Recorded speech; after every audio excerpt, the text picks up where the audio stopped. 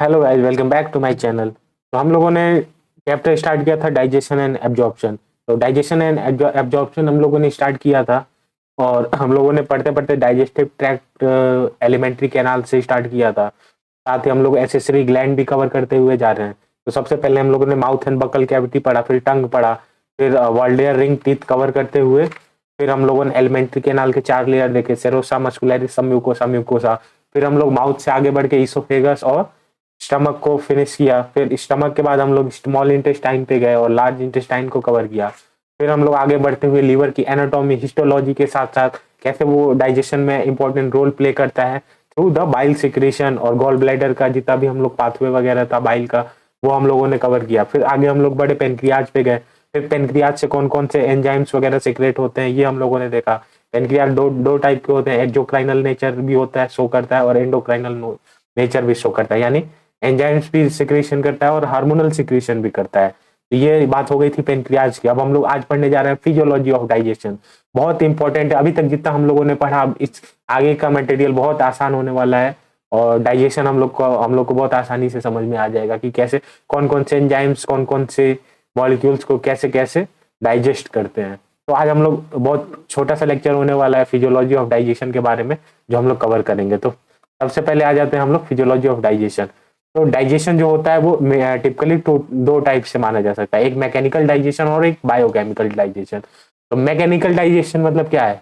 Mechanical मतलब कोई solid food particle है उसको क्रश कर देना। और क्रश किस तरह किया जाता है? तो हम लोग के टीथ के द्वारा किया जाता है, जो कि चेइंग मूवमेंट्स होता है और चर्निंग मूवमेंट्स होता है।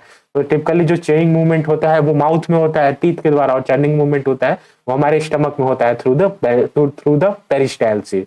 जो पेरिस्टाल्सिस मूवमेंट होता है उससे भी फूड फूड को, सॉलिड फूड पार्टिकल को पेस्ट में चेंज किया जाता है, और माउथ में भी हम लोग टीथ के द्वारा जो सॉलिड फूड पार्टिकल को इंटेक्ट करते हैं उसको हम लोग पेस्ट में चेंज करते हैं। तो ये हो गया मैकेनिकल। और बायोकेमिकल की बात करें तो बायोकेमिस्ट्री में चेंज हो जाना, जैसे कॉम्प्लेक्स फूड पार्टिकल को सिंपल फूड पार्टिकल्स में चेंज किया जाता है with the help of the enzyme. तो एंजाइम्स बेसिकली यही काम करते हैं कि कॉम्प्लेक्स फूड सब्सटेंस है, तो जैसे हम लोग नेचुरली इंटेक करते हैं तो वो कार्बोहाइड्रेट के रूप में रहता है, या फिर प्रोटीन्स के रूप में रहता है, या फिर न्यूक्लिक एसिड के रूप में रहता है। और उसको एंजाइम्स की मदद से हम लोग सिंपल फूड मटेरियल, यानी कि सिंपल फूड पार्टिकल जो कि होता है अमाइनो एसिड होता है, ग्लूकोज होता है, और आरएनए और डीएनए वगैरह के फॉर्म में होते हैं, जो कि न्यूक्लिक एसिड से आरएनए और डीएनए में तोड़ दिया जाता है। तो ये बायोकेमिकल डाइजेशन हो जाता है, यानी कि केमिस्ट्री में चेंज कर दिया जाता है। तो ये मैकेनिकल और बायोकेमिकल दो टाइप के फिजियोलॉजी ऑफ डाइजेशन हम लोग बता दिया। अब डाइजेशन ऑफ कार्बोहाइड्रेट की तरफ बढ़ते हैं। तो डाइजेशन ऑफ कार्बोहाइड्रेट इतना कुछ वो नहीं है, हमने पहले भी डिस्कस कर लिया है, तो बहुत आसान होने वाला है। जैसे हम लोग फूड इंटेक किया तो उसमें मोस्टली हम लोग का जो फूड रहता है उसमें कार्बोहाइड्रेट ही रहते हैं, और वो स्टार्च के फॉर्म में रहते हैं। तो हम लोग जैसे बॉइल्ड पोटैटो लिए, बॉइल्ड पोटैटो को इंडेक्स किया तो उसमें भी मोस्टली कार्बोहाइड्रेट ही रहता है। या फिर कोई भी नॉर्मल सब्सटेंस हो गया, ब्रेड हो गया, शुगर्स हो गया, तो वो मेनली स्टार्च के फॉर्म में हम लोग इंटेक करते हैं। तो स्टार्च का जो डाइजेशन होता है वो सेलेवरी एमाइलेज के थ्रू माउथ से ही स्टार्ट कर दिया जाता है। तो माउथ में जब सलाइवा सीक्रेट होता है तो उसमें एंजाइम्स होता है सेलेवरी एमाइलेज, जो कि 30% डाइजेशन माउथ में ही स्टार्ट कर देता है। और ये स्टार्च को डाइजेस्ट करने लगता है किसमें? माल्टोज और अल्फा डेक्सट्रिन में तोड़ने लगता है। तो माल्टोज और अल्फा डेक्सट्रिन से ही मिलकर स्टार्च बने हुए रहते हैं। तो स्टार्च को सेलाइवरी एमाइलेज तोड़ देता है माल्टोज एंड अल्फा डेक्सट्रिन में। लेकिन ये जो क्योंकि माउथ में हम लोग बहुत कम टाइम तक फूड को रखते हैं, तो अप्रोक्स 30% डाइजेशन ही हो पाता है। फिर फूड आगे बढ़ता है। फिर जब फूड डिओडिनम में आ जाता है तो वहां से पेनक्रियाटिक जूस का सिक्रेशन होता है। पेनक्रियाटिक जूस से क्या निकलता है? Pancreatic amylase. वो पेनक्रियाटिक एमाइलेज क्या करता है? जितना भी बचा हुआ, जितना भी स्टार्च है, उसको भी तोड़ने का काम करने लगता है और माल्टोज एंड अल्फा डेक्सट्रिन में तोड़ देता है। तो अप्रोक्स स्टार्च का डाइजेशन हम लोग के डिओडिनम में जाते जाते पूरा हो जाता है। फिर रही बात माल्टोज की, तो माल्टोज को कौन तोड़ता है? माल्टेज तोड़ता है। किसमें? ग्लूकोज प्लस ग्लूकोज में। ग्लूकोज और ग्लूकोज से मिलकर माल्टोज बना रहता है। जो भी फूड मटेरियल में हम लोग का ये जो माल्टोज है, या स्टार्च के डाइजेशन से माल्टोज आया हुआ है, उस माल्टोज को माल्टेज एंजाइम तोड़ देता है। किसमें? ग्लूकोज और ग्लूकोज में। फिर डेक्सट्रिन की बात है तो डेक्सट्रिन को कौन तोड़ता है? डेक्सट्रिनेज। डेक्सट्रिनेज तोड़ देता है ग्लूकोज और ग्लूकोज में। तो ये माल्टोज का भी जो फाइनल प्रोडक्ट हुआ वो ग्लूकोज प्लस ग्लूकोज हुआ, और ये जो डेक्सट्रिन है इसको भी डेक्सट्रिनेज तोड़ देता है ग्लूकोज प्लस ग्लूकोज में। अब रही बात कि ये एंजाइम्स कहाँ कहाँ से आते हैं, तो ये जितने भी मोनोसेकेराइड में तोड़ रहे हैं तो ये इंटेस्टाइनल एंजाइम्स हैं, ये भी इंटेस्टाइनल एंजाइम्स है। फिर जो हम लोग के फूड मटेरियल में कुछ कुछ कार्बोहाइड्रेट में क्या होता है, सुक्रोज भी होता है, तो सुक्रोज को सुक्रेज तोड़ देता है ग्लूकोज प्लस फ्रक्टोज में, और ये सुक्रेज भी इंटेस्टाइनल एंजाइम रहता है।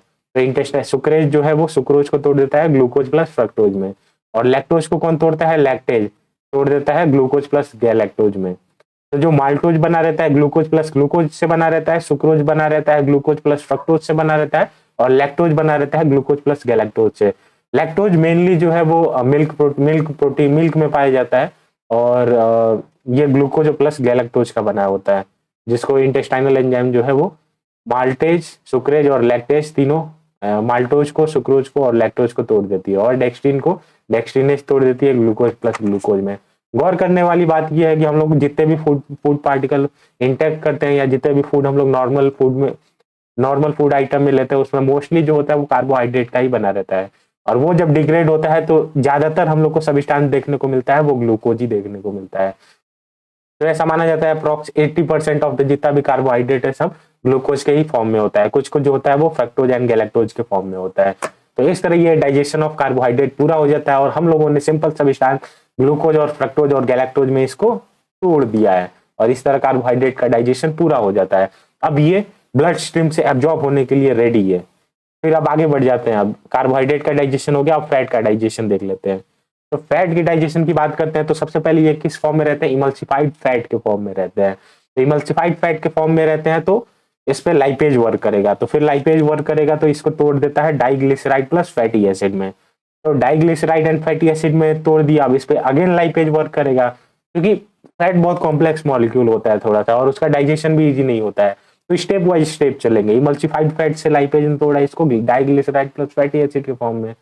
अब डाइग्लिसराइड प्लस फैटी एसिड को अगेन लाइपेज वर्क करेगा और इसको तोड़ देगा मोनोग्लिसराइड प्लस फैटी एसिड के फॉर्म में। फिर मोनोग्लिसराइड पे अगेन लाइपेज वर्क करेगा और इसको तोड़ देगा फैटी एसिड प्लस ग्लिसरॉल के फॉर्म में। तो ये मेरा पेनक्रियाटिक लाइपेज बोल सकते हैं इसको। पेनक्रियाटिक लाइपेज ने डाइग्लिसराइड प्लस फैटी एसिड के फॉर्म में तोड़ दिया, फिर उसके बाद से इस पे इंटेस्टाइनल लाइपेजेज में वर्क किया, मोनोग्लिसराइड में तोड़ दिया, और अगेन इंटेस्टाइनल लाइपेजेज ने वर्क किया और इसको फैटी एसिड प्लस ग्लिसरॉल यानी सिंपल सब्सटेंस में तोड़ दिया। अब ये इजिली चूंकि शॉर्ट फैटी एसिड की चेन रहती है तो आसानी से एब्जॉर्ब हो जाती है, तो फैट का डाइजेशन बहुत इंपॉर्टेंट हो जाता है। चूंकि ये लार्ज ग्लोब्यूल रहते हैं, अब इसको पहले टीनी फैट ड्रॉपलेट में तोड़ा जाता है, फिर उस पर लाइपेज वर्क करता है, फिर इसको simple substance finally fatty acid plus glycerol तक लाया जाता है। अब कुछ ऐसे मोनोग्लिसराइड के फॉर्म में भी एब्जॉर्ब हो जाते हैं, कुछ फैटी एसिड प्लस ग्लिसरॉल के भी फॉर्म में एब्जॉर्ब हो जाते हैं ब्लड स्ट्रीम में। क्योंकि ये ब्लड स्ट्रीम में नहीं जाते हैं, ये मोनोग्लिसराइड जो फैटी एसिड है वो लैक्टियल में जाता है, और जो शॉर्ट चेन फैटी एसिड होता है वो जो होता है ब्लड स्ट्रीम में डायरेक्ट एब्जॉर्ब हो जाता है। तो एब्जॉर्प्शन अभी हम लोग आगे देखेंगे, हो सकता है नेक्स्ट लेक्चर में देखें, लेकिन डाइजेशन अभी तक यहाँ कंप्लीट हो गया है। तो हम लोग को एक कंपोनेंट मिल गया, कौन सा, एक कंपोनेंट मिल गया हम लोग को मोनोग्लिसराइड प्लस फैटी एसिड, और एक मिल गया फैटी एसिड प्लस ग्लिसरॉल। ये दो हो गया, दो कंपोनेंट हम लोग को मिल चुका है, और यहाँ पे फैट का डाइजेशन कंप्लीट होता है। एब्जॉर्प्शन के बाद हम लोग नेक्स्ट लेक्चर में करेंगे। अब एक प्रोटीन का डाइजेशन एक बार और देख लेते हैं। तो protein basically protein enzymes protein का डाइजेशन देखने से पहले हम लोग पहले प्रोटीन एंजाइम्स की बात कर लेते हैं। तो प्रोटीन एंजाइम्स दो टाइप की होती हैं, एक होती है एक्सोपेप्टाइडेज और एक होती है एंडोपेप्टाइडेज। तो प्रोटीन टिपिकली कुछ नहीं होता है, चेन ऑफ अमाइनो एसिड होता है, बहुत सारे अमाइनो एसिड मिलकर प्रोटीन बनाते हैं, यानी कि protein is nothing but the chain of amino acid. तो ऐसे रहता है जैसे अगर ये चेन बनी हुई है तो ये बीच बीच में अमाइनो एसिड जुड़े हुए हैं, और ये अमाइनो एसिड मिलकर ये पूरी जो है वो चेन बना देते हैं। तो ये हो गया, ये बन गया, प्रोटीन बन गया। तो बीच बीच में ये जो ब्लू डॉट से दिखाया गया है वो और कुछ नहीं है बल्कि अमाइनो एसिड ही है।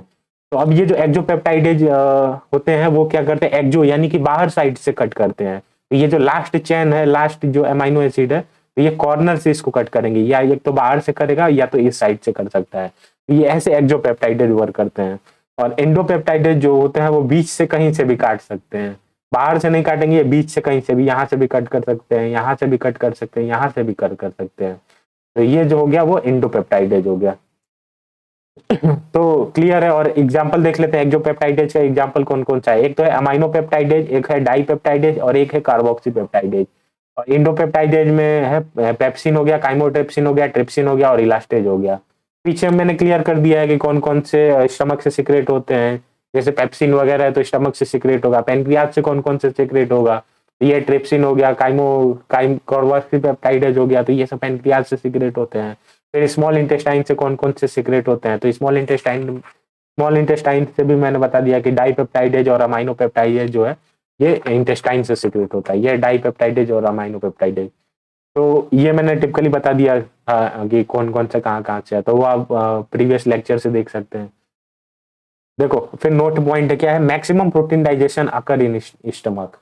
अगर प्रोटीन डाइजेशन की बात करें कि मैक्सिमम कहाँ पे होता है, तो स्टमक में ही होता है, क्योंकि ये अमाइनो एसिड में नहीं चेंज होता है स्टमक में, लेकिन जितना भी तोड़ने का काम होता है, क्योंकि हाई एसिडिक पीएच होता है और पेप्सिनोजेन को ये पेप्सिन में चेंज कर देता है HCl। फिर ये पेप्सिन जो होता है वो बहुत एक्टिव एंजाइम बन जाता है, और ये क्या करता है, प्रोटीन जो है वो पेप्सिन और HCl के पेप्सिन जो है वो HCl के प्रेजेंस में प्रोटीन को प्रोटियोजेज एंड पेप्टोन्स में तोड़ देता है। अप्रोक्सीमेटली तुम्हारा 90% तक जितना भी है तो तोड़ने का काम स्टमक में ही कर देता है, प्रोटियोजेज एंड पेप्टोन्स का।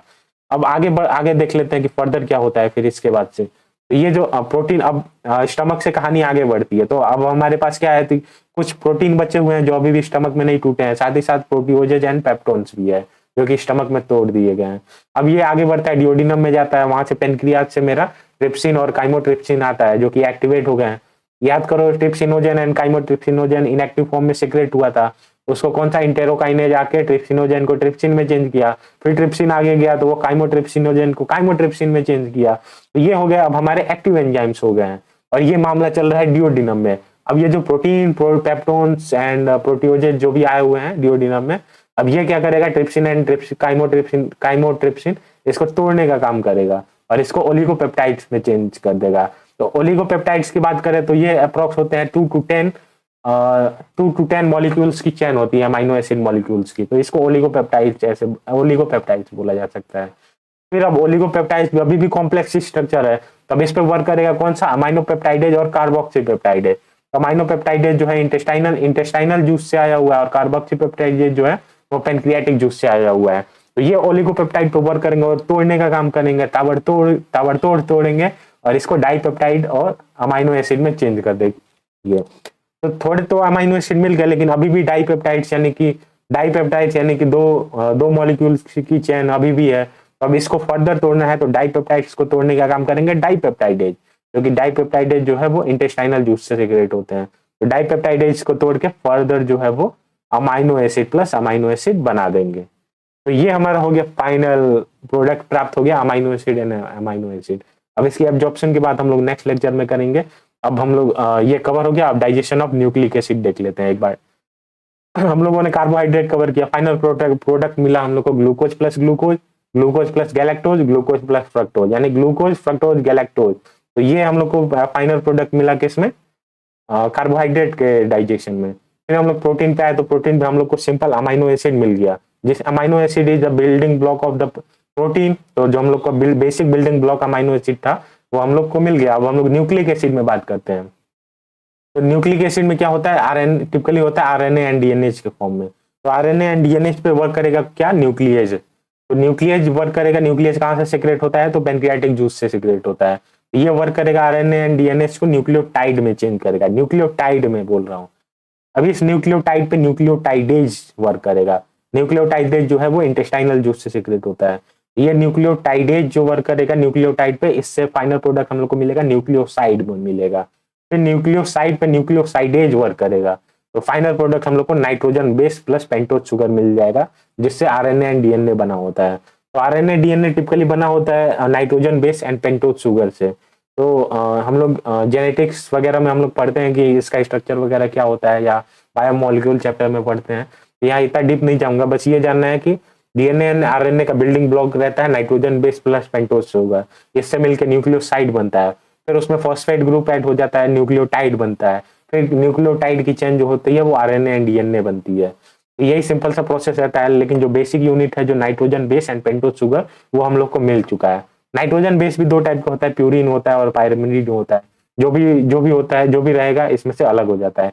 AgTCU करके हम लोगों ने पढ़ा था। तो वो यहाँ से हम लोग को बेसिक यूनिट जो है वो nitrogen base and pentose sugar यहाँ पे हम लोग को मिल चुका है। तो इस तरह जो है इस प्रोसेस से हम लोग का जो है वो डाइजेशन चैप्टर कंप्लीट होता है, मतलब डाइजेशन टॉपिक कंप्लीट होता है। अब आगे हम लोग बात करेंगे कि इसका एब्जॉर्प्शन वगैरह कैसे होता है। तो एब्जॉर्प्शन चूंकि अमाइनो एसिड का हो गया, सोडियम का हो गया, अल्कोहल ड्रग्स हो गया, साथ ही शुगर्स वगैरह का हो गया, और जितने भी आयंस हो गए, iron, calcium, bile salt, vitamin, साथ ही फैट का एब्जॉर्प्शन कैसे होता है। फैट का एब्जॉर्प्शन थोड़ा कॉम्प्लेक्स होता है, ये आने वाले नेक्स्ट लेक्चर में हम लोग कवर करेंगे। तब तक के लिए जय हिंद गाइस।